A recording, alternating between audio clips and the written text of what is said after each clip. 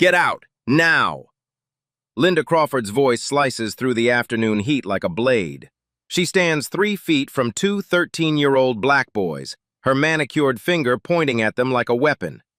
You people don't belong in this neighborhood. Marcus drops his basketball.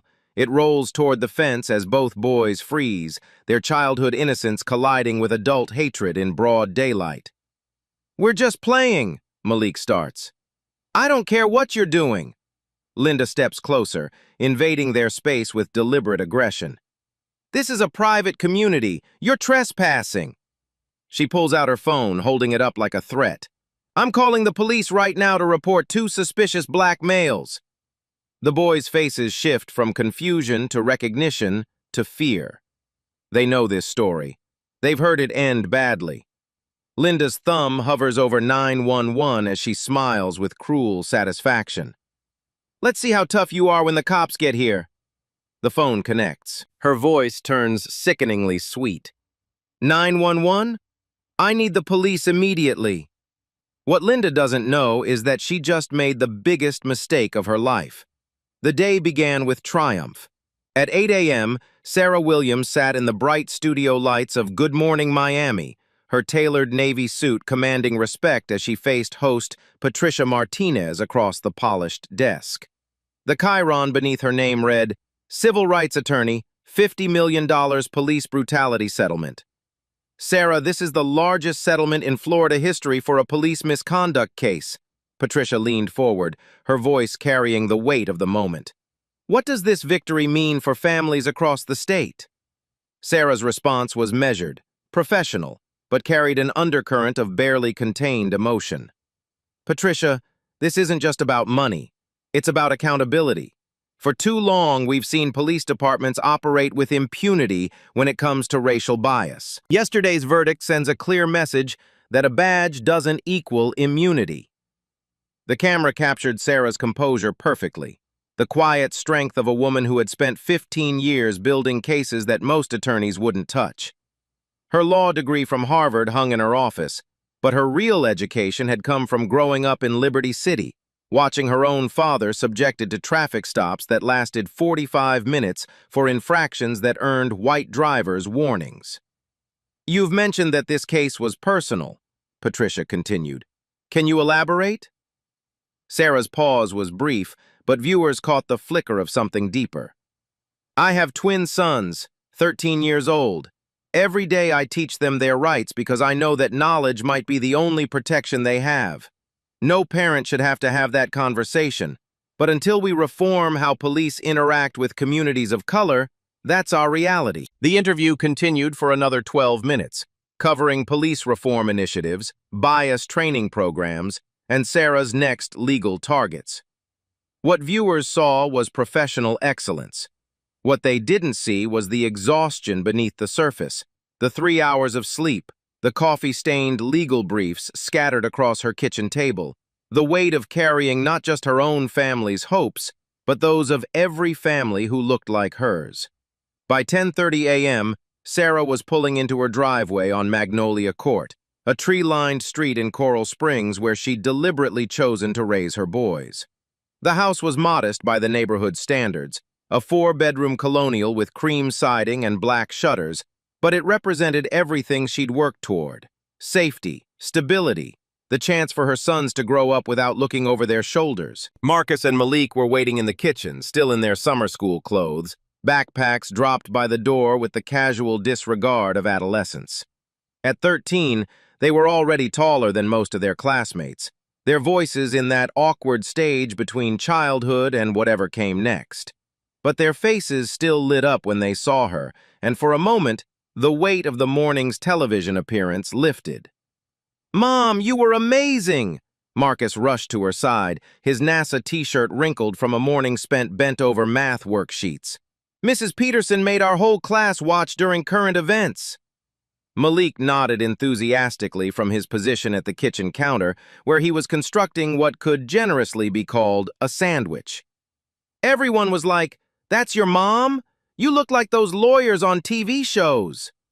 Sarah laughed, the sound genuine for the first time all day. I am one of those lawyers, baby. Just happens to be real life instead of television. She kicked off her heels and surveyed her kitchen, the nerve center of their small family. Homework still covered the breakfast table. The dishwasher hummed its familiar rhythm. Normal life, the kind she fought so hard to preserve for them, continued in all its beautiful mundanity. "So what's the plan for this afternoon?" she asked, loosening the blazer that had felt like armor during the interview. "Basketball," both boys said simultaneously, their twin telepathy as strong as ever. Sarah glanced at the clock. "Summer school homework finished?" "All done." Malik held up a completed packet. "Mr. Rodriguez said if we finish the week's work early, we get extra gym time." "And you'll be back by 4?" "4 sharp," Marcus confirmed. "Same as always." Sarah studied their faces, seeing her own features reflected back. The strong jawline inherited from her father, the determined eyes that had gotten her through law school. But there was something else there. Something she'd worked hard to preserve. Innocence. The ability to move through the world without calculating threat levels, without scanning every interaction for signs of danger. "All right," she said finally. "But you know the rules." "Stay together," they recited in unison. "Keep your phones on. Keep our phones on. And if anyone gives us trouble, we record everything. Stay calm and call you immediately," Malik finished. "Mom, we know. We've got this." Sarah wanted to protest, to keep them close where she could see them, where she could stand between them and a world that might not see their youth, their intelligence, their gentle hearts. Instead, she saw what she had given them: confidence, knowledge, the tools to navigate spaces that hadn't always welcomed people who looked like them. "Go," she said, and meant it. "Just be safe." They grabbed their basketballs from the garage, identical Spalding spheres worn smooth from months of practice, and headed down Magnolia Court with the easy stride of boys who belonged exactly where they were. Sarah watched from the front window until they turned the corner toward the recreation area, then retreated to her bedroom for the nap she desperately needed. The house settled into the afternoon quiet. Somewhere in the distance, a lawnmower hummed. A neighbor's dog barked twice, then fell silent. The Good Morning Miami interview was already being shared on social media, generating comments from supporters and detractors in equal measure. Sarah's phone buzzed periodically with congratulatory messages from colleagues, interview requests from other stations, and the usual hate mail that followed any high-profile civil rights victory. She ignored all of it. For the first time in months, Sarah Williams, Harvard Law graduate, civil rights champion, the woman who had just won $50 million for a family destroyed by police violence, allowed herself to simply be tired. Outside, her sons made their way toward the basketball court where they'd spent countless summer afternoons perfecting their free throws and arguing about everything from NBA stats to whether alien life existed. They walked with the casual ownership of space that their mother had fought to give them, unaware that their perfect morning was about to collide with someone else's deeply imperfect worldview. The transition from triumph to catastrophe would take exactly 3 hours and 17 minutes. Linda Crawford had been watching from her kitchen window for 23 minutes when she finally decided to act. The boys had arrived at the basketball court with their usual easy confidence, and something about their comfortable familiarity with the space irritated her beyond reason.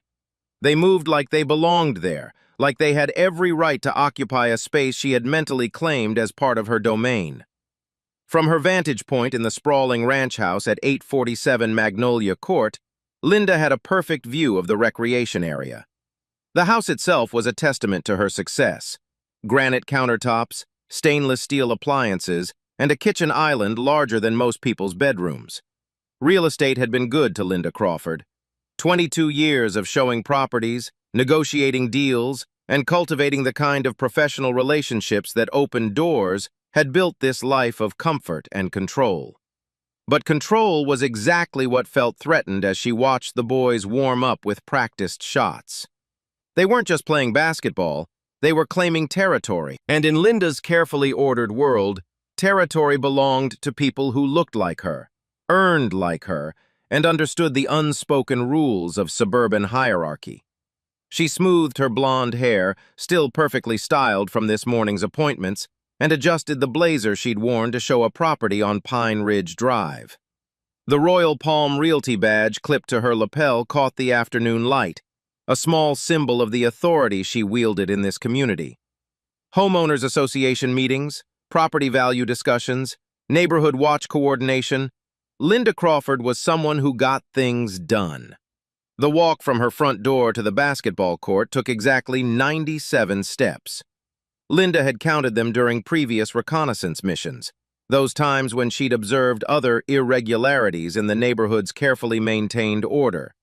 Each step reinforced her sense of purpose. This was her community. These were her standards to enforce. The boys noticed her approach but didn't stop playing. Marcus attempted a three-point shot that arced beautifully through the Florida heat before swishing through the net. Malik retrieved the ball and passed it back with the fluid motion of someone who had spent countless hours perfecting the fundamentals. Their concentration was complete, their joy obvious, their belonging absolute. Linda's heels clicked against the asphalt as she entered the court area. The sound was sharp, deliberate, designed to command attention. When the boys continued playing, she cleared her throat with theatrical authority. "Excuse me." Her voice carried the crisp articulation of someone accustomed to being heard in boardrooms and city council meetings. "Do you boys live in this neighborhood?" Marcus caught the ball and held it against his hip, his posture respectful but not submissive. The careful manners his mother had instilled showed in the way he made eye contact, the way he waited before responding. "We're just playing basketball, ma'am." The response irritated Linda because it wasn't really an answer, and because it came without the deference she expected. These weren't small children who could be easily intimidated. At 13, both boys had grown into their height, their voices deeper, their presence more substantial. But that substance, rather than commanding respect, only fed Linda's sense that they represented something dangerous. "That's not what I asked." Linda stepped closer, positioning herself between the boys and the basket. The movement was calculated, a physical assertion of control over the space. "I asked if you live here. This is a private community recreation area. It's for residents only." Malik pointed toward the faded sign posted near the court's entrance. The sign says Coral Springs Public Recreation Area, open dawn to dusk. Linda's jaw tightened. The sign was a complication she had hoped they wouldn't notice, a detail that undermined her narrative of private ownership. But her years in real estate had taught her that perception often mattered more than facts, that confidence could reshape reality. "Don't get smart with me, young man." Her voice carried a warning edge. "I don't care what some old sign says. This neighborhood has standards. We have rules about who belongs here and who doesn't." The boys exchanged a look that spoke of conversations they'd had with their parents, training they'd received for exactly this type of encounter. Stay calm, stay polite. Don't give them ammunition, but don't back down from your rights either. "Ma'am, we're not causing any trouble," Marcus said carefully. "We're just practicing our free throws. We'll clean up when we leave."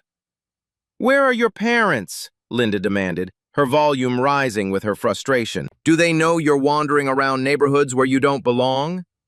The question hung in the air like a challenge. Linda's posture had shifted from merely confrontational to actively aggressive, shoulders squared, chin raised, finger beginning to point. The transformation was complete. From concerned neighbor to self-appointed enforcer of social boundaries she believed were under attack. Malik's hand moved toward his pocket, a reflexive gesture toward the phone his mother had taught him to always carry, to use wisely, to trust completely. The movement was slight, barely noticeable, but Linda's eyes tracked it like a hunter following prey. "Are you reaching for something?" Her voice turned sharp with accusation. "What's in your pocket?" "My phone, ma'am," Malik replied steadily. "My mother says we should always be able to call for help."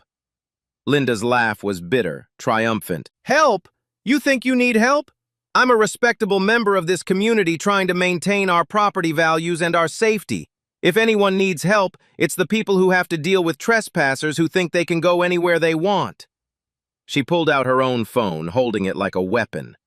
The iPhone 14 in its rose gold case caught the sunlight as she waved it in their direction. The gesture was meant to intimidate, to establish technological superiority, to remind them that she had resources they couldn't match. "I'm calling the police," Linda announced with satisfaction. "Let's see how tough you are when real authority gets here. Let's see how your mother feels about teaching you to trespass in decent neighborhoods." The boys stood frozen, not in fear but in recognition. This was the moment their mother had prepared them for, the encounter that every black parent in America dreads and anticipates. The moment when childhood innocence collides with adult prejudice, when playing basketball becomes a crime, when existing in space becomes grounds for punishment. Linda's thumb hovered over 911 as she smiled with cruel anticipation. She had no idea that 3 blocks away, the woman who had just discussed police reform on morning television was about to wake up to the sound of sirens in her own neighborhood. The moment Linda's phone emerged, Malik's training kicked in. His mother's voice echoed in his memory like a mantra. "If someone threatens to call the police, you start recording immediately. Evidence protects you when nothing else will."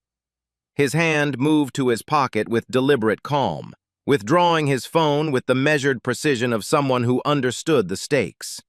The camera app opened with a soft electronic chime that seemed to echo across the basketball court like a bell tolling. "Don't you dare record me!" Linda's voice cracked with outrage, her carefully maintained composure fracturing.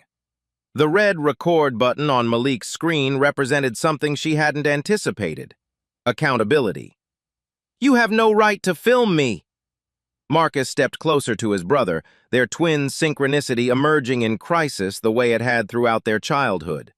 Where Malik documented, Marcus would speak. Where one showed vulnerability, the other provided strength. They had learned this dance through years of navigating a world that required them to be twice as good, twice as careful, twice as prepared. "Ma'am, we're recording for our safety," Marcus said, his voice carrying the careful pronunciation their mother had drilled into them. "It's our legal right to document any interaction with someone who threatens to call the police."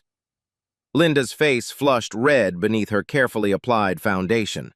The boy's calm competence unraveled her narrative of dangerous juveniles who needed adult control. These weren't frightened children she could intimidate into submission.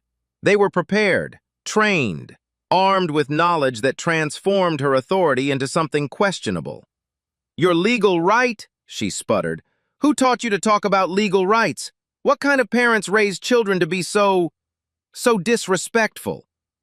Malik adjusted his phone angle to capture Linda's full figure, ensuring the audio picked up every word. His mother had taught him about frame composition during their evening discussions about civil rights history. "Wide shots show context," she'd explained. "Close-ups can be manipulated, but wide shots tell the whole story." "Ma'am, we're being completely respectful," Marcus continued. "We answered your questions honestly. We showed you the public recreation sign. We offered to clean up after ourselves. We haven't raised our voices or used any inappropriate language." The recitation was tactical, each point delivered like evidence in a case their mother had taught them to build from the moment any confrontation began. Linda found herself facing not children but junior attorneys who understood exactly what game was being played. "This is a private community," Linda's voice rose to something approaching a shout. "I don't care what some faded sign says. This basketball court serves the families who live here, who pay taxes here, who belong here." According to the Coral Springs Municipal Code Section 12.3.7, Malik said quietly, still filming, "public recreation areas funded with municipal bonds cannot be restricted based on residency status during posted operating hours." Linda's mouth opened and closed like a fish pulled from water. The boy had just quoted municipal code to her. Municipal code! She was a real estate agent. She should know those regulations better than some 13-year-old kid. But the confidence in his voice suggested knowledge she couldn't challenge. Where did you learn?" she stammered. "Our mother taught us," Marcus said simply. "She says knowledge is the most powerful weapon you can carry, and it's the one they can never take away from you." The words hung in the afternoon air like a prophecy. Linda heard threat in the boy's calm certainty, in the way he spoke about knowledge as weaponry, in the suggestion that they might want to disarm him. But the boys heard something else entirely. Their mother's love translated into preparation, her expertise transformed into protection, her legal mind ensuring their survival. "Your mother," Linda's voice dripped with disdain. "And what exactly does your mother do that makes her such an expert on legal rights?" It was a question born of pure arrogance, the assumption that whatever authority figure had educated these boys couldn't possibly match Linda's middle-class standing, her professional credentials, her social position in the community hierarchy. She expected to hear about a teacher, maybe a social worker, someone whose advice could be dismissed as irrelevant idealism. Marcus and Malik exchanged the briefest glance, a moment of twin telepathy that communicated volumes. They knew exactly who their mother was, what she had accomplished, what she represented. But they also understood that revealing her identity would escalate this confrontation beyond their ability to control it. "She's taught us that every person has constitutional rights," Marcus said diplomatically, "and that those rights don't disappear just because someone else feels uncomfortable." Linda's phone buzzed in her hand, a text message that she glanced at reflexively. The momentary distraction gave the boys a chance to assess their situation with the clinical detachment their mother had taught them. Malik continued recording while Marcus cataloged details. Linda's real estate badge, her house number visible in the background, the timestamp on his brother's phone, the complete absence of any actual threatening behavior on their part. "I don't care about constitutional rights," Linda said, her attention returning to the boys with renewed venom. "I care about property values and community safety. I care about maintaining the kind of neighborhood where families can feel secure." "We're not threatening anyone's security," Malik said gently, his phone steady in his hands. "We're playing basketball." "You're loitering," Linda snapped. "You're trespassing. You're making residents uncomfortable with your presence." The word choice was telling. Not making me uncomfortable, but making residents uncomfortable. As if Linda spoke for the entire community. As if her personal discomfort had been democratically ratified by every homeowner on Magnolia Court. "Has anyone else complained about us playing here?" Marcus asked reasonably. Linda's pause was telling. The truth was that no one else had complained because no one else had noticed. Or if they had noticed, they'd seen exactly what any reasonable person would see. Two well-dressed children playing basketball on a summer afternoon. "That's not the point," she said finally. "The point is that you don't belong here." "According to what law?" Malik pressed gently, still recording. "According to common sense." Linda's composure cracked completely. "According to basic social order. According to the reality that some neighborhoods have standards." The boys absorbed her words with the patience of people who had heard variations of this speech their entire lives. Their mother had prepared them for this moment not with anger but with understanding. The recognition that Linda's rage wasn't really about basketball or trespassing or even them specifically. It was about control, about maintaining a version of reality where people like her got to decide who belonged where. "Ma'am," Marcus said quietly, "we understand you're upset, but we have every right to be here, and we're not doing anything wrong." Linda stared at them both, her breath coming in short bursts. These boys, these children, had somehow turned her righteous confrontation into something that made her look unreasonable.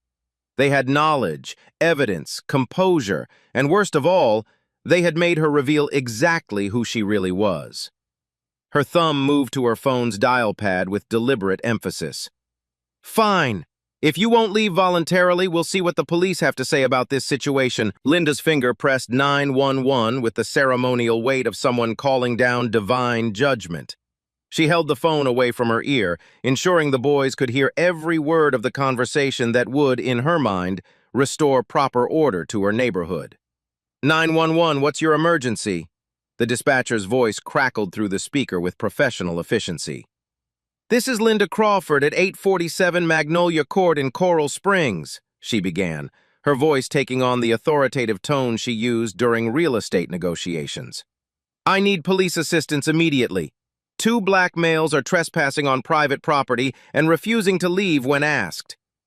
Malik's phone continued recording, capturing every syllable of Linda's performance. Marcus stood beside his brother with the stillness of someone who understood that any movement, any gesture, any change in posture could be weaponized against them. "Ma'am, what are their approximate ages?" the dispatcher asked. Linda's eyes swept over the boys, taking in their height, their developing frames, their clothes that clearly marked them as students rather than threats.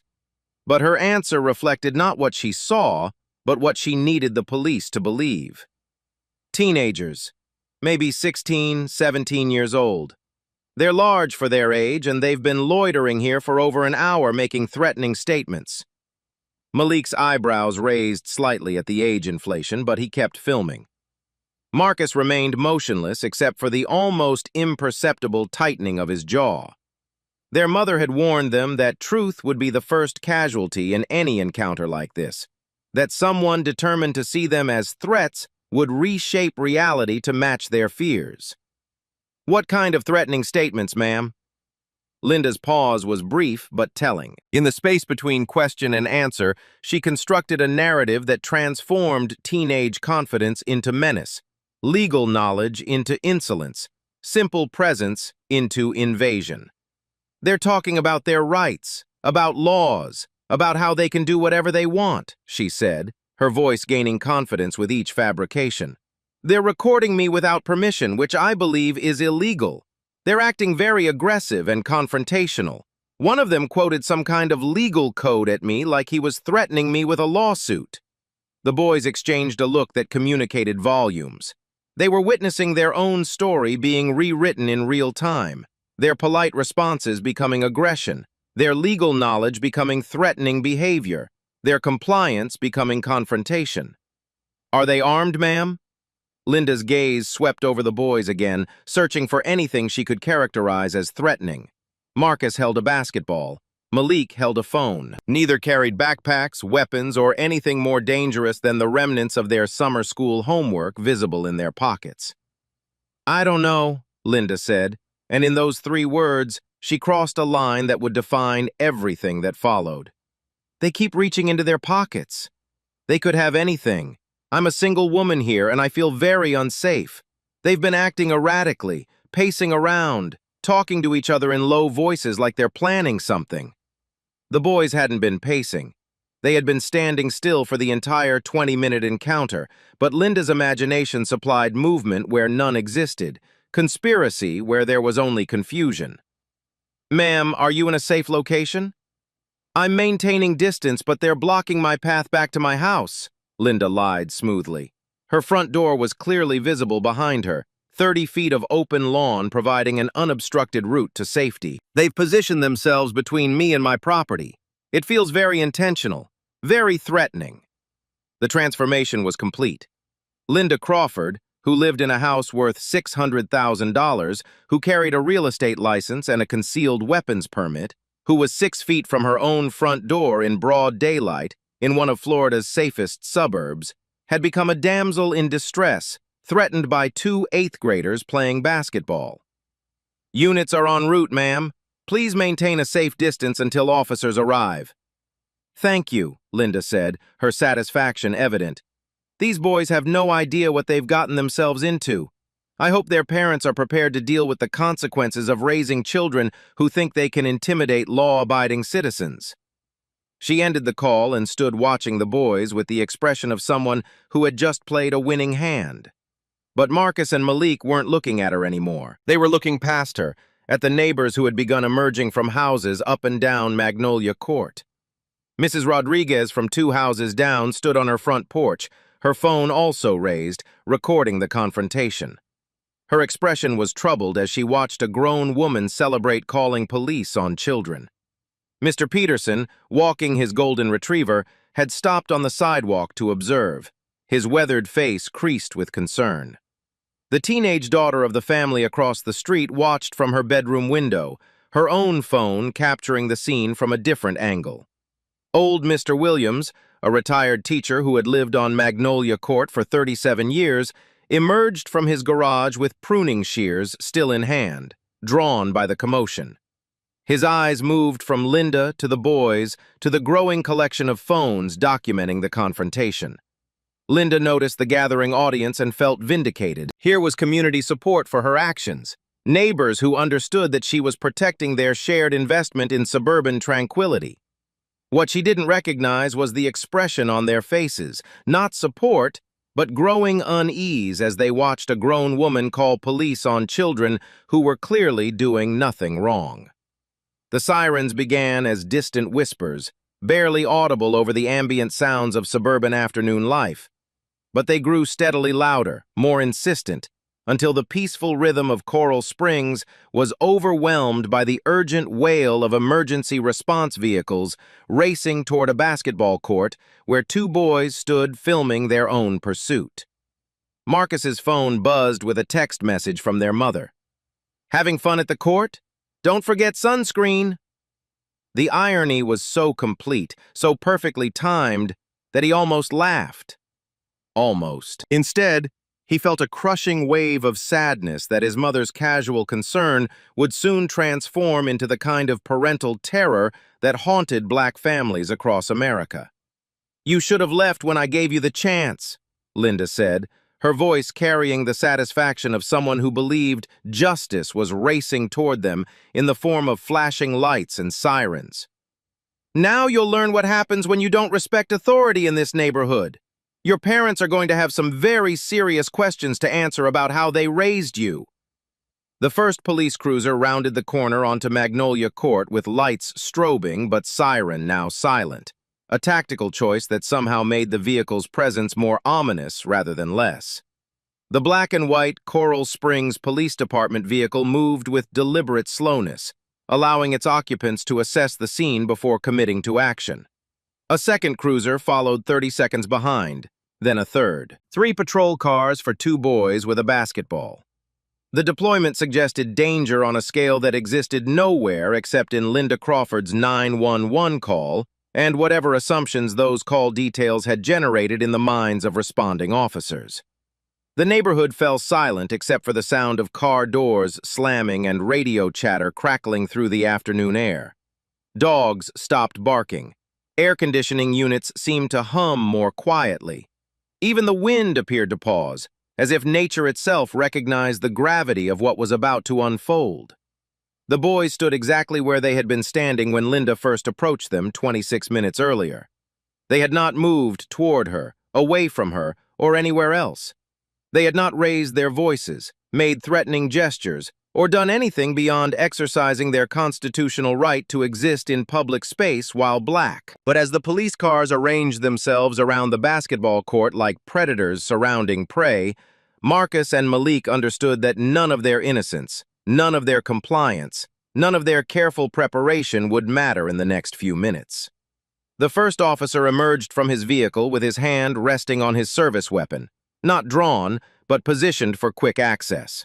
He was approximately 35 years old, white, with the practiced awareness of someone who had responded to thousands of calls that began exactly like this one. "Step away from each other," he commanded, his voice carrying across the basketball court with unmistakable authority. "Hands where I can see them." Sarah Williams woke to the sound of sirens cutting through the afternoon quiet like knives through silk. 3 blocks away, but getting closer. Always getting closer in a neighborhood where emergency vehicles were as rare as snow in July. She sat up in bed, her lawyer's instincts pulling her from sleep faster than any alarm clock. Something was wrong. The sirens weren't passing through, they were arriving. Multiple vehicles, coordinated response, the kind of deployment that meant serious trouble in suburbia. Sarah moved to her bedroom window and saw the flashing lights painting the tree-lined street in alternating reds and blues. Her blood chilled as she realized the direction. The basketball court. Her boys. She was running before conscious thought caught up with adrenaline, bare feet flying down the stairs, through the kitchen, out the front door without stopping for shoes or keys or any of the careful preparation that defined her professional life. The perfectly manicured lawn of Magnolia Court had never felt so endless as she sprinted toward the strobing lights that surrounded her children. The scene that greeted her was every black parent's nightmare made manifest. 3 police cruisers arranged in a semicircle around the basketball court. Her sons, her babies, standing with their hands cuffed behind their backs like common criminals. Officers treating 13-year-olds like dangerous suspects, while neighbors recorded everything on phones that would soon feed social media algorithms designed to turn tragedy into entertainment. "What are you doing to my children?" Sarah's voice cut across the crowd with the force of 15 years spent arguing cases in courtrooms where her presence challenged every assumption about who belonged at the defense table. Every head turned toward her. Every phone swiveled to capture this new development in what was becoming a neighborhood spectacle. She ran directly toward her sons, maternal instinct overwhelming any tactical consideration about approaching armed police officers. Officer Martinez, a 10-year veteran of the Coral Springs Police Department, stepped into her path with his hand raised. "Ma'am, step back. We're handling a situation here." Sarah's eyes blazed with fury that made her morning television composure look like a gentle warm-up. "Those are my sons! Take those handcuffs off immediately!" "Ma'am, we received a call about suspicious individuals." "Suspicious?" Sarah's voice rose to something approaching a roar. "They're 13 years old playing basketball. What exactly is suspicious about children exercising in a public recreation area?" Linda Crawford stepped forward from her position near the fence, sensing an opportunity to reassert control over a situation that had somehow shifted away from her. "These boys were trespassing and became aggressive when I asked them to leave. They were making threats." Sarah's attention swung toward Linda like a laser finding its target. For the first time since waking up, she had a clear view of the woman who had called the police on her children. Middle-aged, blonde, professionally dressed, wearing the expression of someone who expected to be believed without question. "You called the police on my children?" Sarah's voice dropped to something more dangerous than shouting, the controlled fury of someone who knew exactly how to weaponize words. "For playing basketball?" "I was protecting this neighborhood," Linda began. "From what?" Sarah stepped closer, and Linda instinctively stepped back. "From children? From students? From boys doing exactly what this court was designed for." Officer Martinez attempted to regain control. "Ma'am, I need to see your identification." Sarah pulled her bar association card from her pajama pocket, along with her driver's license. The movement was sharp, efficient, betraying none of the trembling rage that coursed through her system. "Attorney Sarah Williams, those are my sons Marcus and Malik Williams. Now uncuff them immediately before this becomes a federal case." The name hung in the air for a moment before recognition dawned on Officer Martinez's face. He had heard that name recently, very recently. Something about a big settlement, a television interview, a lawyer who specialized in exactly the kind of case that was developing around him right now. "Wait," he said slowly, his mind racing through morning briefings and news coverage. "Sarah Williams, weren't you on TV this morning?" The question transformed the entire dynamic of the confrontation. Suddenly, Linda's confident narrative of dangerous juveniles collided with the reality that she had called police on the children of a woman who had spent the morning discussing police reform on live television. Sarah's expression shifted from maternal rage to professional calculation. "Good morning, Miami. We discussed the $50 million police brutality settlement I won against the Broward County Sheriff's Office, the case that established new precedents for accountability when officers fail to recognize their own racial bias." Officer Martinez felt the blood drain from his face.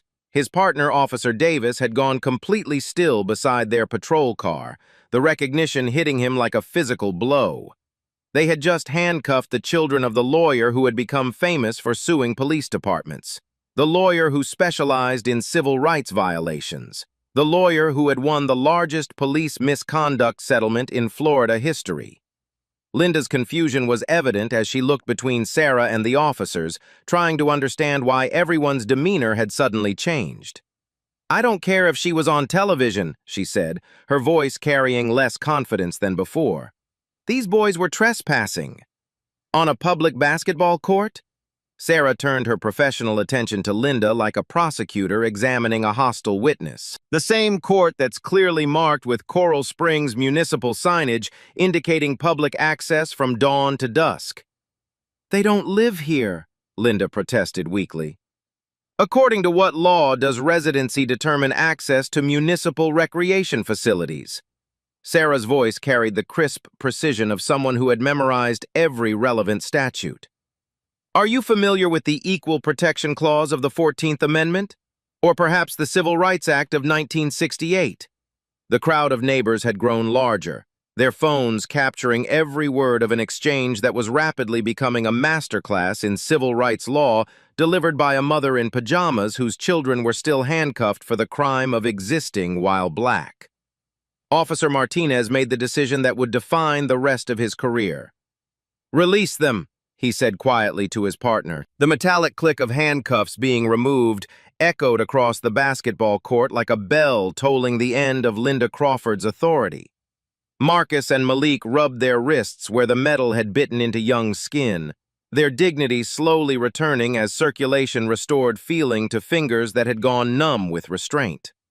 Sarah gathered her sons into a fierce embrace that spoke of relief, rage, and the primal protectiveness that had driven her barefoot sprint across 3 blocks of suburban perfection. She held them close enough to feel their heartbeats, to confirm they were unharmed, to reassure herself that this nightmare was real, but ending. "Are you hurt?" she whispered, her hands checking for injuries that wouldn't show on cameras but could last a lifetime in memory. "Did they hurt you?" "We're okay, Mom," Marcus said quietly, his voice carrying the weight of someone who had aged years in the past 30 minutes. "We did exactly what you taught us. We stayed calm. We recorded everything. We knew our rights." "We got it all on video," Malik added, holding up his phone like evidence in a case that was already building itself. "Every word she said, every lie she told the 911 dispatcher." Sarah's expression shifted from maternal relief to professional interest as she reviewed the footage her sons had captured. The video quality was perfect. Clear audio, steady camera work, wide shots that captured context, and close-ups that documented details. Their preparation had paid off in ways that would soon reshape this entire confrontation. Linda Crawford watched this reunion with growing unease. The dynamic had shifted so dramatically that she found herself questioning her own version of events. These weren't dangerous juveniles being reunited with an irresponsible parent. This was a professional woman, a lawyer apparently, embracing children who looked like honor students rather than threats. But Linda's confusion ran deeper than simple misidentification. Something about Sarah Williams nagged at her memory. Something familiar about the woman's bearing, her voice, the way she commanded attention without raising her volume. Where had she seen this woman before? "Officer Martinez," Sarah said, her voice now carrying the measured authority of someone who spent her days in courtrooms rather than the raw emotion of a mother protecting her cubs. "I assume you'll be filing a report about this incident?" Martinez nodded reluctantly. He was beginning to understand the scope of the mistake that had unfolded around him. "Yes, ma'am. Standard procedure for any call involving minors." "Excellent. I'll want copies of that report along with the 911 call transcript and any body camera footage your department may have captured." Sarah's tone was businesslike, professional, but underneath lay the promise of consequences. "I assume your officers are equipped with body cameras?" "Yes, ma'am," Martinez replied, his discomfort growing with each question that highlighted the evidence trail he couldn't control. Linda's mind raced as she watched Sarah interact with the police officers. The woman's legal knowledge was comprehensive, her comfort with police procedure evident, her ability to shift from emotional mother to calculating attorney seamless. This wasn't someone who had Googled their rights after being wronged. This was someone who knew the system from the inside. Officer Davis, who had remained silent throughout the exchange, finally spoke up. "Ma'am, if you're the attorney from this morning's news interview, we want to make sure there are no misunderstandings about what happened here." The words hit Linda like a physical blow. This morning's news interview, Sarah Williams, attorney. The pieces clicked into place with devastating clarity. Linda's hands trembled as she pulled out her phone, fingers fumbling as she searched for Sarah Williams' attorney interview. The results loaded with crystal clarity. Local attorney wins record $50 million police brutality settlement. Below that, civil rights lawyer discusses police reform on Good Morning Miami. And finally, the photograph that made Linda's stomach drop. Sarah Williams, sitting in a television studio, wearing the same confident expression she now directed at the officers who had handcuffed her children. Sarah's smile was arctic as she continued her questioning. "Oh, there are no misunderstandings, Officer Davis. The situation is quite clear. A woman called 911 with false information about my children, claiming they were trespassing on public property, inflating their ages, suggesting they were armed and dangerous, and characterizing their legal knowledge as threatening behavior. Your department responded by handcuffing 13-year-olds without investigation, without cause, and without consideration for the possibility that the complainant might be lying." Linda stepped forward, desperation creeping into her voice as the full scope of her mistake became clear. "I wasn't lying. These boys were being disrespectful, talking about laws and rights like they were trying to intimidate me." "Mrs. Sarah paused expectantly. "Crawford. Linda Crawford." Sarah's eyes narrowed slightly as she filed the name away for future reference. "Mrs. Crawford, are you suggesting that children's knowledge of their constitutional rights constitutes intimidating behavior? Are you testifying that teenage boys understanding municipal codes represents a threat to community safety?" Linda's face flushed as she realized her words were being turned against her with surgical precision. Behind her growing panic, she could see neighbors continuing to record, their phones capturing every word of her testimony against herself. "They were being smart, Alex. They were challenging my authority." "Your authority to do what exactly?" Sarah pressed, her voice carrying the dangerous calm of a prosecutor who had trapped a witness in contradiction. "To exclude children from public property based on your personal comfort level, to determine who belongs in spaces funded by taxpayer money, to weaponize police response against families you find undesirable." The gathered neighbors shifted uncomfortably as Sarah's questions exposed the foundation of Linda's actions. Mrs. Rodriguez, still recording from her porch, felt her understanding of the situation crystallize. This wasn't community protection. This was racial profiling documented in real time. Mr. Peterson shook his head in disgust, his golden retriever sensing the tension and whining softly. Old Mr. Williams had emerged from his garage fully now, pruning shears forgotten in his hand as he watched the confrontation unfold. As a retired educator, he recognized the boys' respectful demeanor, their articulate responses, their complete lack of aggressive behavior. He also recognized something else, the look of terror on Linda Crawford's face as she realized she had picked a fight with someone equipped to fight back. Officer Martinez's radio crackled with dispatcher chatter, but he ignored it, focused entirely on the legal landmine he was standing in the middle of. Sarah Williams wasn't just any attorney. She was a civil rights specialist who had just won the largest police misconduct settlement in state history, and she was standing in front of him discussing the constitutional violations he had just participated in. The irony was so perfect it felt scripted. The woman who had spent her morning discussing police reform was now standing in her pajamas, documenting police misconduct against her own children, surrounded by the kind of evidence that had made her career possible. "Mrs. Crawford," Sarah continued, her attention returning to Linda with laser focus, "you mentioned to the dispatcher that my sons were 16 or 17 years old. Do they look 16 to you?" Linda glanced at Marcus and Malik, seeing them clearly for perhaps the first time. In their NASA t-shirts and basketball shorts, they looked exactly like what they were, middle school students who had grown tall early, their faces still carrying the soft edges of childhood despite their height. They're big for their age," Linda stammered.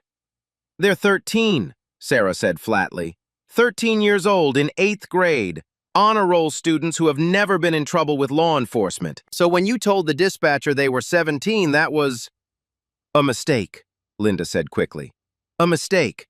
And when you said they were making threatening statements, But the only statements they made involved citing municipal law and asserting their constitutional rights.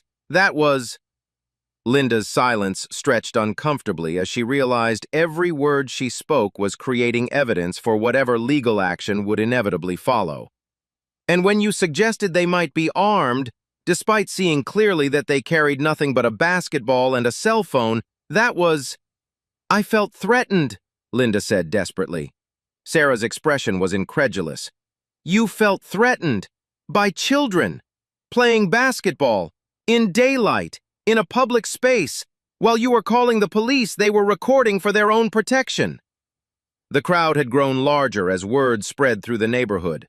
Cars slowed as they passed, drivers craning their necks to see what was happening. Social media notifications were already beginning to ping as the first videos uploaded to Facebook, Instagram, and Twitter. Someone had already created the hashtag #BasketballKaren, and it was beginning its viral journey across platforms where content lived and died based on how effectively it triggered emotional responses. Linda's phone buzzed with notifications as people began tagging her in posts, as neighbors uploaded their videos with her full name attached. Her real estate license number was being shared. Her home address was becoming public knowledge. The internet's investigative machinery was already grinding into motion, ready to dissect every aspect of her life with the same enthusiasm she had brought to harassing children. Officer Martinez made a decision that would haunt his career for months to come. Mrs. Williams, we apologize for any misunderstanding. Your sons were clearly not engaged in any illegal activity. Misunderstanding? Sarah's voice rose again, and Linda could hear in it the same tone that had commanded television audiences that morning. You handcuffed my children based on false information from someone who admitted she felt threatened by 8th graders discussing municipal law. That's not a misunderstanding. That's a systematic failure of police procedure that resulted in the civil rights violation of 2 minors. Linda Crawford watched the conversation with growing horror as she began to understand what she had done. She had called the police on the children of someone who sued police departments for a living. Someone who had just won $50 million doing exactly that. Someone who was now standing in front of multiple cameras, documenting every word of a confrontation that was spiraling completely out of her control. I was just trying to protect the neighborhood, Linda said weakly, her voice carrying none of the authority it had held 30 minutes earlier. From what? Sarah asked one final time, her question echoing across the basketball court like a judge demanding final testimony. From children who know their rights? From families who understand the law? From Black people who refuse to accept that your discomfort determines their access to public space? The question hung in the air like an indictment, and in the silence that followed, Linda Crawford finally understood the magnitude of her mistake. She had awakened something far more dangerous than 2 boys with a basketball. She had awakened the law itself, personified in a woman who had dedicated her career to making people like Linda pay the price for exactly this kind of behavior. The first video uploaded to social media at 4:23 p.m., exactly 47 minutes after Linda Crawford had dialed 911. Mrs. Rodriguez, who had been recording from her front porch, hit share on Facebook with shaking hands and a caption that would define the narrative for everything that followed. Racist Karen calls cops on kids playing basketball, then finds out their mom is the civil rights lawyer from this morning's news. The video was 93 seconds of compressed outrage. It captured Linda's confrontation with the boys, her false 911 call, the arrival of 3 police cars for 2 children, and Sarah Williams emerging like an avenging angel in pajamas to reclaim her handcuffed sons. But most importantly, it captured the moment of recognition, the exact instant when Officer Martinez realized he had just arrested the children of the woman who specialized in suing police departments. Within 12 minutes, the video had been shared 47 times.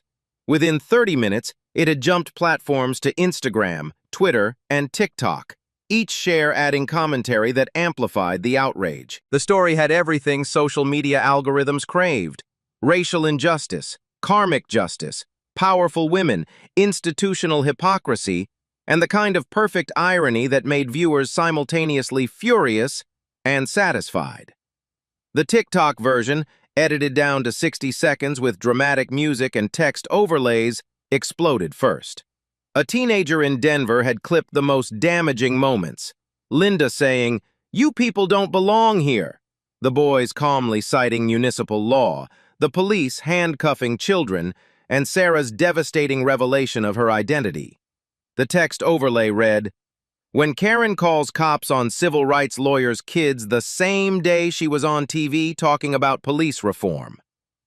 Instagram stories picked up the narrative next, with influencers and celebrities sharing reaction videos that reached millions of followers. A comedian with 2 million followers posted a video of herself watching the confrontation, her expressions shifting from anger to disbelief to satisfaction as the story unfolded.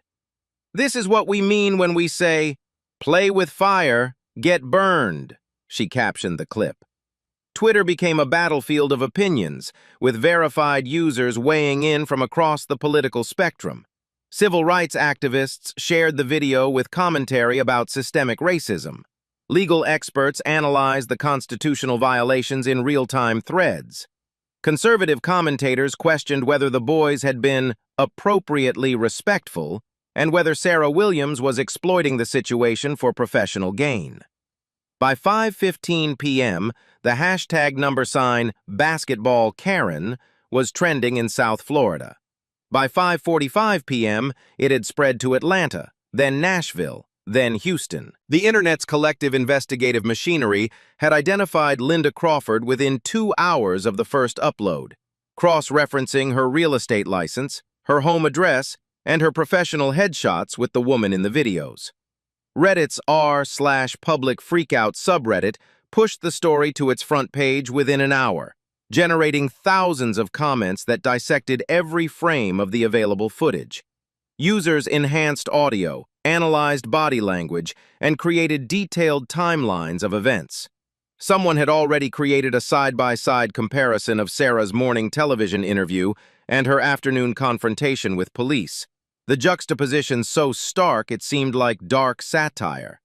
The investigative crowdsourcing extended beyond simple identification. Reddit users had discovered Linda's professional history, her social media posts, her Yelp reviews, and her involvement in HOA disputes going back 5 years. A pattern emerged that painted a picture of someone who had weaponized complaint systems against people of color with disturbing consistency. Sarah Williams sat in her kitchen, still in her pajamas, watching her afternoon nightmare transform into a digital wildfire. Her phone had not stopped ringing since the first video went viral. Reporters, colleagues, activists, and strangers all wanting her comment on the incident. She had turned off the ringer after the 15th call, but the screen continued to light up with notifications that felt like tiny explosions of attention she neither wanted nor needed.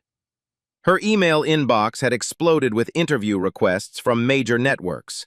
CNN, MSNBC, Fox News, Good Morning America, and dozens of other outlets were all seeking exclusive access to the family at the center of what media outlets were calling the basketball court incident, or basketball Karen confrontation. The phrases felt clinical, sanitized, divorced from the raw terror of watching her children in handcuffs. Marcus and Malik sat at the kitchen table, their homework forgotten, watching their story spread across platforms they were technically too young to use, but understood better than most adults. They watched strangers analyze their behavior, critique their clothing choices, and debate whether they had been too respectful or appropriately assertive during their encounter with Linda Crawford. "Mom," Marcus said quietly, his voice carrying the weight of someone processing a fundamental shift in how the world saw him. "People are saying you planned this." Sarah looked up from her laptop, where she had been reviewing the legal implications of filing a federal civil rights lawsuit based on the afternoon's events. "What?" "The whole thing. They're saying you told us to go to that basketball court knowing that lady would call the cops so you could sue her." Malik's voice carried the hurt confusion of someone discovering that cynicism could poison even obvious injustice. Sarah closed her laptop and moved to sit between her sons, wrapping her arms around shoulders that still seemed too young to carry the weight of national attention. "Baby, I was asleep when this happened. I woke up to sirens and ran outside in my pajamas because I heard police cars and thought you might be in danger." "We know that," Marcus said. "But look at what people are saying." He turned his phone toward her, and Sarah read comments that made her stomach clench. "Convenient how the civil rights lawyer's kids just happened to run into a racist Karen the same day as her big interview. She probably coached them on what to say. Notice how they quote legal codes? What 13-year-old knows municipal law? This whole thing feels staged, too perfect, too convenient. Follow the money. She's about to get another big settlement. Those kids are way too articulate. Nobody talks like that unless they've been coached." Sarah stared at the screen, watching her teaching her children their rights be transformed into evidence of conspiracy. She had spent years preparing Marcus and Malik for encounters with racial bias precisely because she knew they were inevitable, not because she planned to profit from them. But the internet's hunger for complexity, for hidden motives, for reasons to doubt obvious injustice, had turned her preparation into proof of manipulation. "People don't want to believe that racism is this common," she said finally. "It's easier to think this was planned than to accept that children get called police just for existing while black. It's easier to question our motives than to examine their own biases." The afternoon news had picked up the story by 6 p.m., though their coverage was notably different from the social media narrative. Channel 7's evening broadcast led with, "Local attorney's children detained after neighbor complaint," focusing on the police response rather than Linda Crawford's behavior. The anchor, a middle-aged white woman with carefully styled hair, spoke about the misunderstanding and the complex community dynamics that had led to the unfortunate incident. But Channel 12, the local black-owned station, told a different story entirely. Their coverage began with Sarah's morning interview about police reform, then cut directly to footage of her sons in handcuffs, creating a visual narrative that needed no explanation. "This morning's police reform advocate becomes this afternoon's victim," read the chyron below images of Marcus and Malik being uncuffed. The dichotomy in coverage reflected the broader social media response, where reactions split along predictable lines. Supporters shared the videos with captions like, "This is why we need police reform now," and "Sarah Williams lives what she preaches." Detractors questioned everything: the timing, the boys' responses, Sarah's motivations, even the authenticity of the recordings. Local news stations were already dispatching crews to Coral Springs for evening broadcasts, their satellite trucks beginning to line the streets around Magnolia Court. Neighbors found themselves thrust into an unwanted spotlight, with reporters approaching anyone willing to comment on Linda Crawford's character, the neighborhood's dynamics, or their observations of the afternoon's events. Linda Crawford's world was collapsing in real time. Her real estate agency had received over 300 angry phone calls by evening, forcing them to disconnect their main line and issue a statement distancing themselves from her actions. The statement, posted on their website and social media accounts, read, "Royal Palm Realty does not condone discrimination of any kind. Linda Crawford's actions do not represent our company values, and we are reviewing her association with our agency." The company's Google reviews were being bombed with one-star ratings and comments specifically about Linda's behavior. Screenshots of the reviews were being shared across social media as evidence that public opinion had definitively turned against her. The review bombing extended to Linda's personal real estate profile, where her professional rating dropped from 4.8 stars to 1.2 stars in a matter of hours.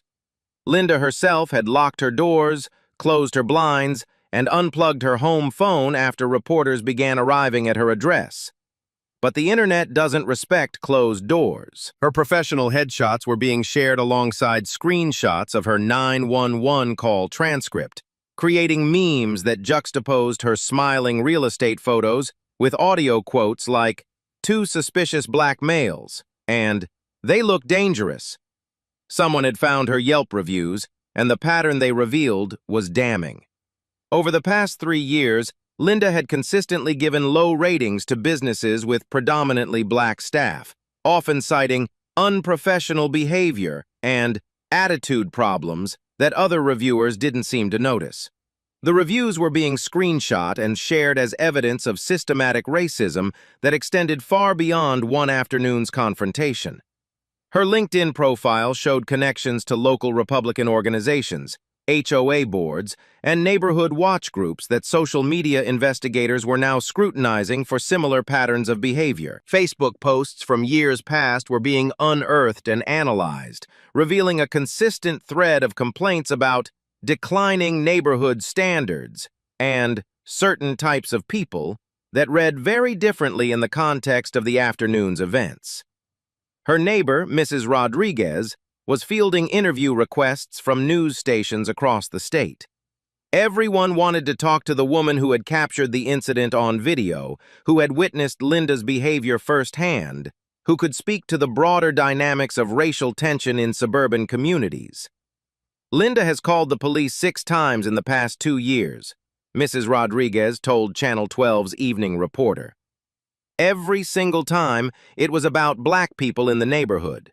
The mailman who was suspicious for taking too long, the food delivery driver who was loitering, the landscaping crew who was making too much noise. We all knew this day would come. The reporter, a young black woman named Ashley Carter, pressed for details. Did neighbors ever confront Mrs. Crawford about this pattern? Mrs. Rodriguez looked uncomfortable. We talked about it among ourselves, but nobody wanted to be the one to say something. You know how it is. You don't want to be accused of starting drama. But watching those boys get handcuffed today, I couldn't stay quiet anymore. The interview would become another viral clip, spreading across platforms as evidence that Linda's behavior represented not an isolated incident, but a pattern of harassment that the community had enabled through silence. By 8 p.m., the story had reached national attention. CNN picked it up as part of their evening segment on racial profiling, using Sarah's case as an example of how quickly ordinary interactions could escalate into civil rights violations. Fox News covered it differently, focusing on questions about whether the police had followed proper procedures and whether community members had the right to report suspicious activity. The competing narratives reflected America's fundamental inability to agree on what racism looked like when it wasn't wearing a white hood. For some viewers, Linda Crawford represented the logical conclusion of fear-based thinking that had been normalized by years of stranger danger messaging and neighborhood watch culture. For others, she was a concerned citizen who had been unfairly demonized for trying to protect her community. By 10 p.m., #BasketballKaren was trending nationally, competing with political hashtags and celebrity gossip for top positions on Twitter's trending topics. The story had taken on a life of its own, spreading far beyond the original incident to become a symbol of larger conversations about race, privilege, and justice that America had been avoiding for decades. Sarah Williams sat in her home office at 6 a.m., surrounded by legal pads covered in her neat handwriting, her laptop displaying multiple browser tabs open to municipal codes, civil rights statutes, and case law precedents. The viral storm had raged through the night, but now came the methodical work that separated professional attorneys from internet commentators, building a case that could survive judicial scrutiny. The evidence was overwhelming, but evidence meant nothing without proper documentation, chain of custody, and legal strategy. Sarah had spent her career teaching other attorneys that viral videos won public opinion, but federal courts required more substantial foundations. She was about to construct a case that could reshape how police departments responded to racially motivated complaints. Her first call went to Detective James Wilson, a black investigator in the Coral Springs Police Department who had worked with Sarah on previous cases. Wilson had texted her the night before with a simple message. "We need to talk, off the record." "Sarah," Wilson's voice was grim when he answered. "I've been reviewing the incident reports from yesterday. We have problems, Big problems. How big? Linda Crawford has filed 47 complaints with our department over the past 18 months. 47, Sarah. Every single one involved people of color. Every single one resulted in a police response without investigation. We've been functioning as her personal security force without anyone noticing the pattern. Sarah felt her stomach drop. She had expected a civil rights case against Linda Crawford. She hadn't anticipated systematic police department complicity spanning nearly 2 years. "Get me copies of every report," she said. "Every 911 call, every incident response, every follow-up. I need to see the entire pattern." "That's not all," Wilson continued. "I pulled Linda's husband's employment records. Robert Crawford is a union representative for the South Florida Police Benevolent Association. He's the guy who negotiated qualified immunity clauses in our last contract. He's been protecting officers from exactly the kind of lawsuit you just won against Broward County." The scope of the conspiracy was becoming clear. Linda Crawford wasn't just a racist neighbor. She was the wife of someone who had institutional power to protect police officers from accountability. Her repeated calls weren't random acts of bigotry. They were systematic abuse of a system her husband had helped design to be unaccountable. Sarah's second call went to her law partner, Janet Morrison, who had been fielding media requests since the story broke. Morrison had already assembled a preliminary research team to investigate not just the previous day's incident, but the broader pattern of behavior that enabled it. "Janet, I need a complete background investigation on Robert Crawford and his role in police union negotiations. I need to know if Linda's complaint pattern was coordinated or protected by union influence." "Already on it," Morrison replied. "But Sarah, you should know that 3 other families have contacted us since last night. All black, all living in neighborhoods where Linda Crawford called police on them or their children. We're looking at a potential class action." The other victims had been afraid to speak out individually, knowing that challenging a white woman's word against their own would be futile. But viral video had given them cover to tell their stories, and their testimonies were devastating.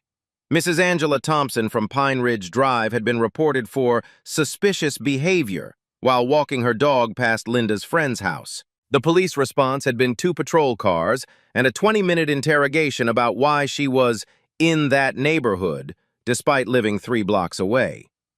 Teenager Jamal Stevens had been stopped and questioned for loitering while waiting for his school bus after Linda called police claiming he was acting suspicious in a school zone.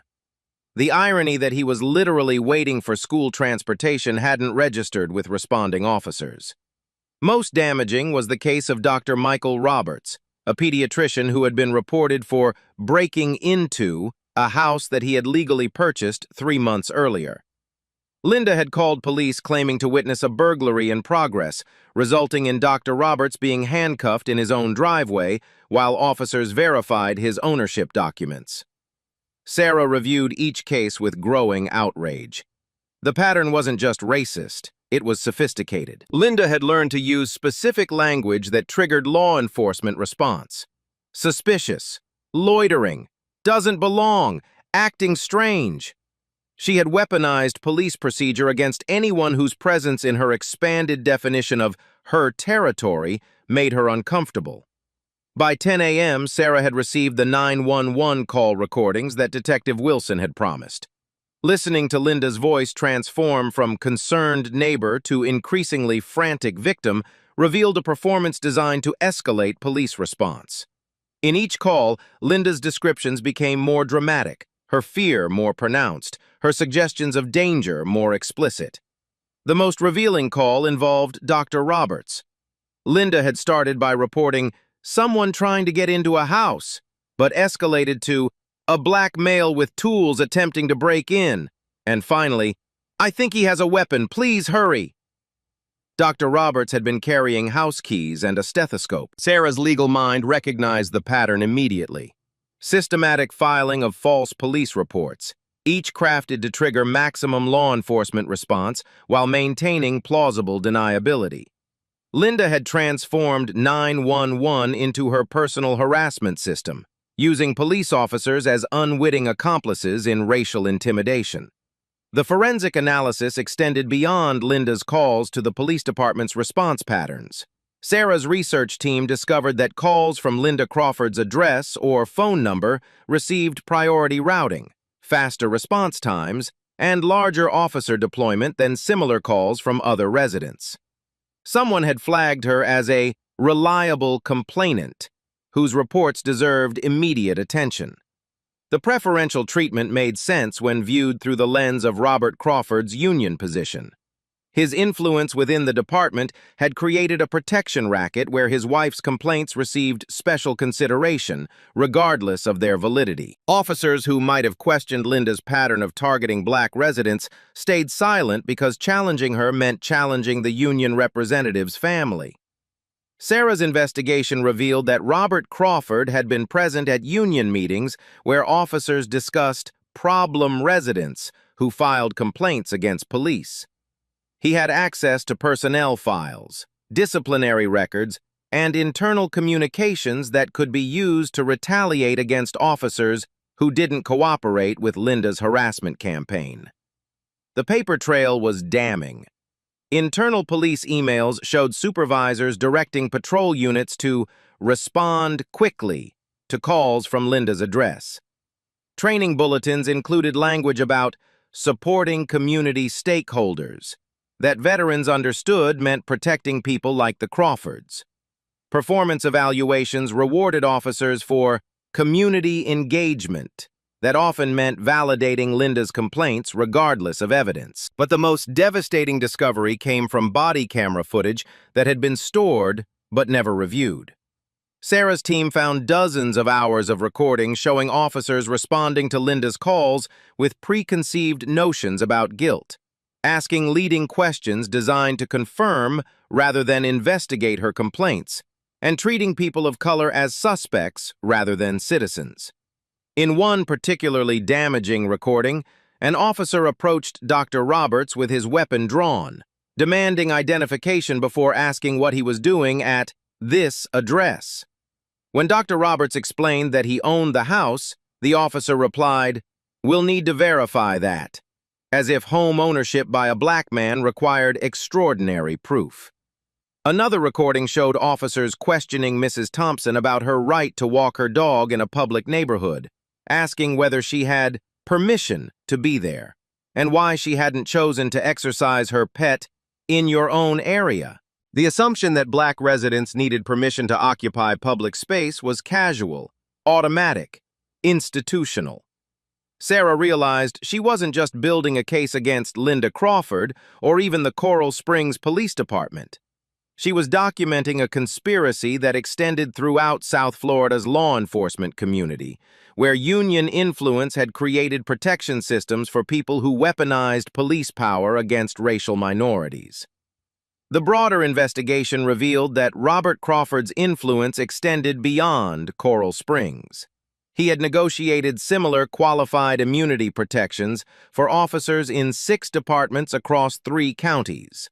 His union had successfully defended officers in 17 racial profiling cases over the past 5 years, creating a legal environment where complaints like Linda's faced no meaningful scrutiny. Sarah's team discovered that the Crawford family had systematically documented their complaints, creating files that portrayed Linda as a concerned citizen under siege from criminal elements threatening her neighborhood. The documentation was sophisticated, professional, designed to support legal challenges against anyone who questioned Linda's motives or methods. But Linda and Robert Crawford had made one crucial mistake. They had never anticipated that their victims would have access to the same legal resources they used to protect themselves. They had never considered that a civil rights attorney might live 3 blocks away, that their harassment system might target someone equipped to dismantle it entirely. By 2 p.m., Sarah had compiled a federal civil rights complaint that named Linda Crawford, Robert Crawford, the Coral Springs Police Department, the police union, and 6 individual officers as defendants. The lawsuit sought monetary damages for constitutional violations, injunctive relief requiring systemic police reforms, and criminal referrals for conspiracy to violate civil rights. The case would become a landmark precedent for holding police unions accountable when their members facilitated racial harassment. It would establish legal frameworks for challenging systematic abuse of 911 systems. Most importantly, it would demonstrate that viral videos, when supported by thorough legal investigation, could reshape institutional behavior rather than just generating temporary outrage. Sarah looked out her office window at the basketball court where her sons had been handcuffed 24 hours earlier. Camera crews still lined the street, waiting for statements, reactions, developments in a story that was far from over. But the real work was happening away from cameras, in the methodical construction of legal arguments that could protect future children from experiencing what Marcus and Malik had endured. She picked up her phone to call Detective Wilson with a question that would define everything that followed. How many other Linda Crawfords are there in your jurisdiction, and how long has your department been enabling them? The steps of the federal courthouse in Fort Lauderdale had been transformed into an amphitheater of accountability. News crews from across the state arranged their equipment in careful formation. Satellite trucks lined the street like mechanical monuments to the moment's significance, and reporters checked their audio levels while reviewing notes about the case that had exploded from suburban confrontation to federal civil rights action in less than 48 hours. Sarah Williams stood at the podium at exactly 10 a.m., flanked by Marcus and Malik in their school uniforms, crisp white shirts, navy ties, and blazers that transformed them from viral video subjects back into what they had always been: honor roll students whose only crime was existing while black in a space someone else claimed to control. Behind them stood a coalition that represented more than legal firepower. Dr. Michael Roberts in his physician's coat, Mrs. Angela Thompson holding her grandmother's Civil Rights March photo, Jamal Stevens in his high school varsity jacket, and 6 other families whose encounters with Linda Crawford's harassment system had been documented, recorded, and legally verified. The assembled media recognized the staging immediately. This wasn't just about 2 boys and a basketball court. This was about systematic abuse of police power, institutional racism protected by union influence, and the kind of conspiracy that federal civil rights law had been designed to dismantle. Sarah approached the microphone cluster with the measured confidence of someone who had spent her career in moments exactly like this, where legal precedent collided with social justice and the Constitution's promises faced their most practical test. 2 days ago, I appeared on Good Morning Miami to discuss police reform and the $50 million settlement our firm won against the Broward County Sheriff's Office, she began, her voice carrying across the courthouse plaza with courtroom-tested authority. I spoke about the need for accountability when law enforcement fails to recognize their own racial bias, about training programs that could prevent constitutional violations, about the importance of protecting citizens' rights regardless of their skin color. She paused, letting the irony settle into the humid South Florida air where reporters scribbled notes and camera operators adjusted their focus. That same afternoon, my 13-year-old sons were handcuffed for playing basketball in a public recreation area, victims of exactly the kind of systematic racial profiling I had spent the morning discussing on television. The crowd stirred, supporters nodding in recognition, skeptics shifting uncomfortably, journalists sensing the narrative thread that would define their coverage. Sarah continued with the precision of someone presenting evidence to a jury that represented the entire country. But this case isn't about ironic timing or even about individual racism. This case is about something far more dangerous: the systematic abuse of police power by citizens who have learned to weaponize law enforcement against people whose presence makes them uncomfortable. Sarah gestured toward the families behind her, each representing a documented encounter with Linda Crawford's harassment system. Over the past 18 months, Linda Crawford called police 47 times to report people of color for the crime of existing in spaces she considered her domain. 47 times, the Coral Springs Police Department responded without investigation, without question, without consideration that the complainant might be systematically filing false reports. Mrs. Rodriguez, who had captured the original confrontation on video, had driven down from Coral Springs to witness this moment. She stood in the crowd with tears in her eyes, recognizing that her decision to press record had opened a door that would transform how police departments across the country responded to racially motivated complaints. "Doctor," Michael Roberts, Sarah continued, gesturing toward the pediatrician, was handcuffed in his own driveway for the crime of unlocking his front door while black. Mrs. Angela Thompson was interrogated for walking her dog past Linda Crawford's friend's house. Jamal Stevens was questioned as a potential threat for waiting for his school bus. Each name carried weight, each case representing constitutional violations that had been normalized through institutional complicity. Sarah's voice gained strength as she moved through the evidence her team had compiled. "Our investigation reveals that Linda Crawford's husband, Robert Crawford, serves as union representative for the South Florida Police Benevolent Association. He negotiated qualified immunity protections that shield officers from accountability when they participate in exactly this kind of harassment." Linda Crawford didn't just weaponize police power. She had institutional protection from someone who helped design the system to be unaccountable. The revelation sent murmurs through the assembled media. This wasn't just neighbor versus neighbor conflict. This was systematic corruption that reached into the heart of police union politics and legal protection rackets that enabled racial harassment under color of law. Detective James Wilson, standing in the back of the crowd in civilian clothes, felt vindicated in his decision to provide Sarah's team with internal police documents. He had watched colleagues respond to Linda Crawford's calls with automatic deference, never questioning the pattern, never investigating the complainant's motives. The preferential treatment had always felt wrong, but challenging it meant challenging the union representative's family. Today, we are filing a federal civil rights lawsuit under Section 1983 against Linda Crawford, Robert Crawford, the Coral Springs Police Department, the South Florida Police Benevolent Association, and 6 individual officers who participated in this conspiracy to violate constitutional rights. The legal language was precise, but Sarah translated it for the cameras that would carry this message across social media platforms and evening news broadcasts. "We are seeking monetary damages for the families who were terrorized by this harassment system. We are seeking injunctive relief that will require comprehensive police reform, bias training, and oversight mechanisms to prevent this abuse from continuing. Most importantly, we are seeking criminal referrals for conspiracy to violate civil rights under federal law." Marcus and Malik stood behind their mother with the composure their training had given them, watching her transform their afternoon of terror into a legal framework that could protect other children from experiencing what they had endured.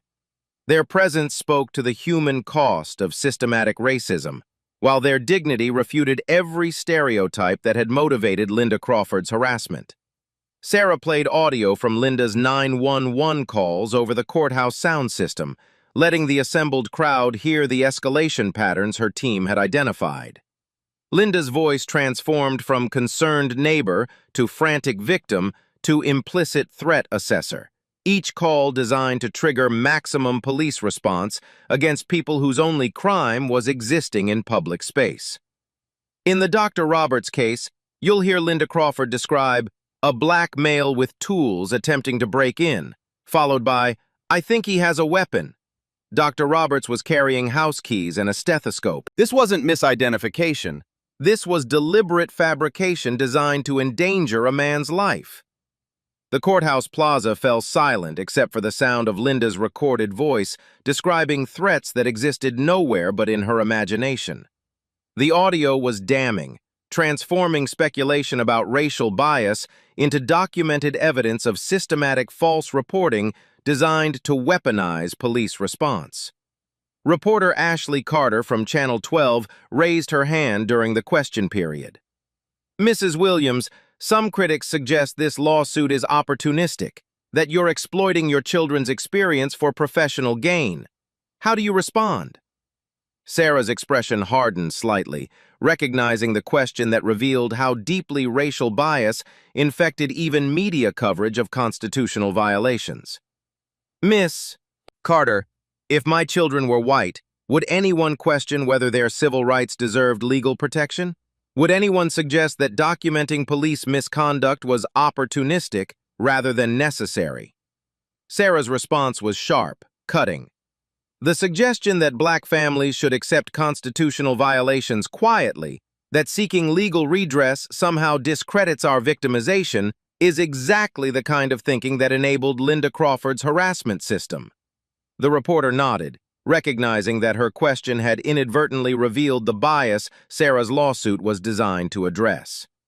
Other hands went up, national media representatives seeking quotes that would define evening news coverage, local reporters investigating angles that would resonate with South Florida audiences, legal correspondents analyzing the case's potential impact on civil rights law.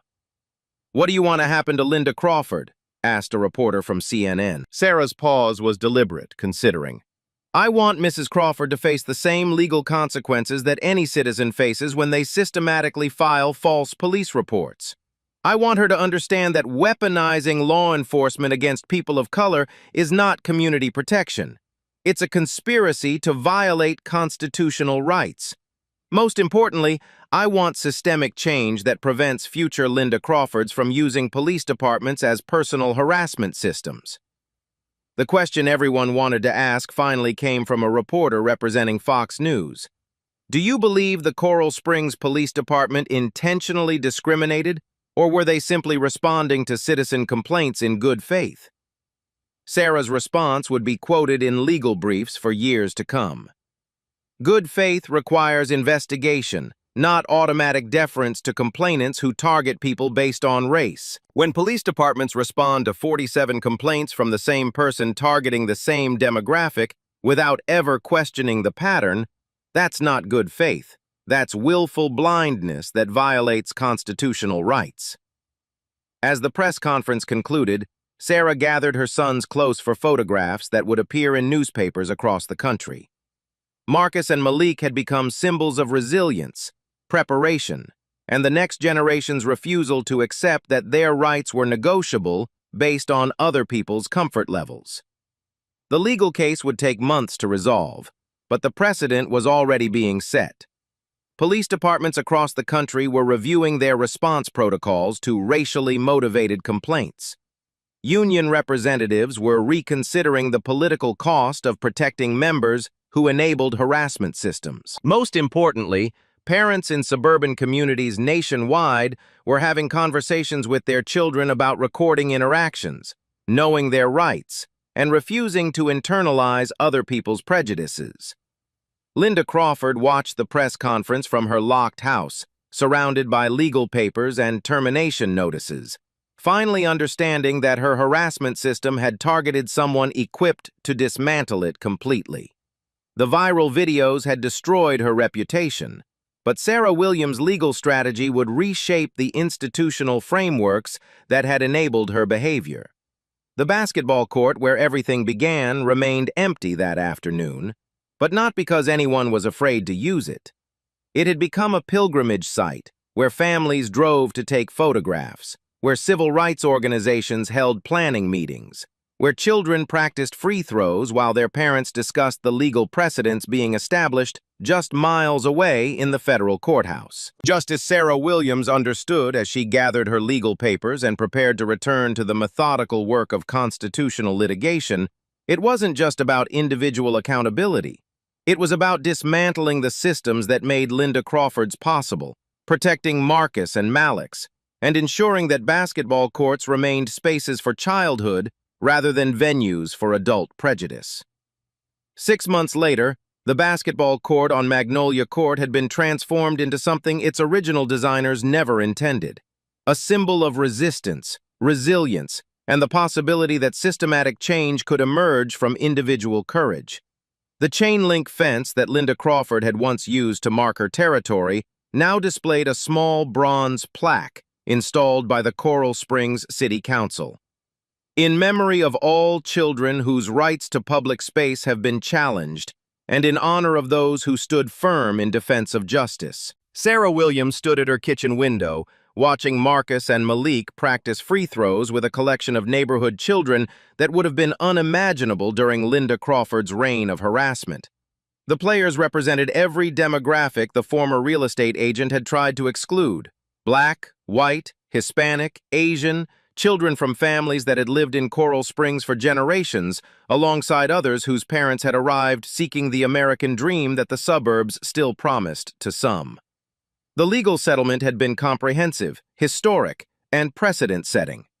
Linda Crawford had paid $800,000 in damages to the families she had terrorized, while her husband Robert lost his union position and faced federal charges for conspiracy to violate civil rights. The Coral Springs Police Department implemented mandatory bias training, civilian oversight boards, and response protocols that required investigation before deployment for racially charged complaints. But the institutional changes extended far beyond one suburb in South Florida. Police departments across 37 states had revised their procedures for handling complaints from repeat callers, creating early warning systems that flagged potential harassment patterns before they escalated to constitutional violations. The Crawford Protocols, as civil rights attorneys had begun calling them, required documentation, verification, and supervisor approval for responses to citizens whose complaint history suggested systematic targeting of specific demographics. Sarah's phone still rang daily with requests from families experiencing similar harassment, from attorneys building civil rights cases, from police chiefs seeking guidance on implementing bias prevention programs. The case had become a template for challenging systematic abuse of law enforcement by citizens who had learned to weaponize police power against communities of color. Mrs. Rodriguez, who had captured the original confrontation on video, had become an unlikely civil rights advocate, speaking at community meetings about the importance of documenting bias incidents and refusing to enable racial harassment through silence. Her decision to press record had been transformed from neighborhood drama into civic duty that inspired bystanders nationwide to document rather than ignore constitutional violations. Detective James Wilson had been promoted to head the Coral Springs Police Department's new Civil Rights Compliance Division, a position created specifically to prevent future Linda Crawfords from exploiting police resources for personal racial harassment. His first case involved identifying 17 other repeat complainants whose calling patterns suggested similar abuse of the 911 system. The basketball court itself had become a gathering place that transcended its original recreational purpose. Every Sunday afternoon, families from across Coral Springs brought children to play while parents discussed community issues, local politics, and the ongoing work of creating neighborhoods where belonging wasn't determined by demographics. The informal gatherings had evolved into a civic organization that monitored local government, supported candidates who prioritized civil rights, and ensured that Linda Crawford's harassment system could never be rebuilt under different leadership. Linda Crawford had moved out of Coral Springs 3 months after the settlement, her real estate career destroyed, her social standing obliterated, her marriage to Robert strained beyond repair by the financial and legal consequences of their conspiracy. The house at 847 Magnolia Court had been sold to Dr. Patricia Hendricks, a Black cardiologist who deliberately chose the property to make a statement about who belonged in spaces that had once been defended through racial exclusion. Dr. Hendricks had invited the Williams family to dinner during her first week in the house, sitting in the same kitchen where Linda Crawford had watched children with suspicion and planned their harassment. The two families had discussed the irony of the moment while their children played together in the yard that had once been an observation post for racial policing. The viral videos that had initially spread the story continued to circulate, but their meaning had evolved from documentation of individual racism to educational tools used in police academies, law schools, and community training programs. Marcus and Malik had become reluctant symbols of preparation, composure, and the next generation's refusal to accept that their constitutional rights were subject to other people's comfort levels. The boys themselves had returned to the rhythms of ordinary adolescence: basketball, homework, friends, and the gradual process of understanding that they had participated in something larger than a neighborhood confrontation. Their experience had been traumatic, but it had also been empowering in ways that would shape their understanding of citizenship, justice, and their own agency within systems that had historically excluded people who looked like them. Sarah had been invited to speak at law schools, police academies, and civil rights conferences across the country, sharing the legal strategies that had transformed viral outrage into institutional change. Her practice had expanded to include a new division specializing in systematic harassment cases, with attorneys in 12 states working to identify and dismantle Crawford-style abuse networks before they could terrorize entire communities. The morning news programs that had featured Sarah's initial interview about police reform now regularly covered the ongoing implementation of Crawford protocols in departments nationwide. The irony of her children's arrest occurring hours after her television discussion of bias training had become a case study in how quickly theoretical discussions of civil rights could become personal experiences of constitutional violation. But perhaps the most significant change was invisible, unmeasurable, present only in what didn't happen. Children who played in public spaces without being questioned, families who walked through neighborhoods without being reported, teenagers who waited for buses without being criminalized. The systematic documentation of Linda Crawford's harassment had created legal precedents that protected people who would never know their rights had been preserved by two boys with a basketball. Marcus made a perfect free throw as Sarah watched from the window, the ball arcing through Florida sunshine before dropping cleanly through the net. Malik retrieved it and passed it back with the easy confidence of someone who understood that this space, this moment, this simple act of play was his constitutional right rather than someone else's permission to grant. The basketball bounced against asphalt with the same rhythmic sound that had echoed through the neighborhood in the afternoon when Linda Crawford decided that children's presence required police intervention. But now the sound carried a different meaning.